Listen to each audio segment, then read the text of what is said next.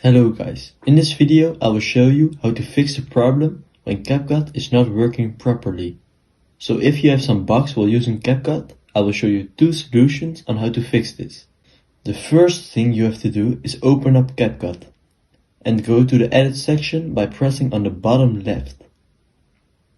Then press on the gear icon in the top right corner of the screen. Now you are in the settings.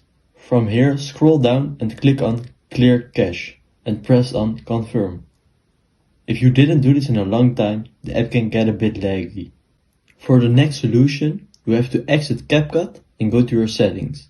Then you have to go to General and press on iPhone storage. Now find Capcut among all these apps and press on it. Then offload the app by clicking on this button. After the app offloads, you should see the reinstall button. You have to click on this button. By doing this, you will clear all the unnecessary files and update it to the latest version. Now you shouldn't have any more problems. Thank you for watching and don't forget to subscribe for more tutorials.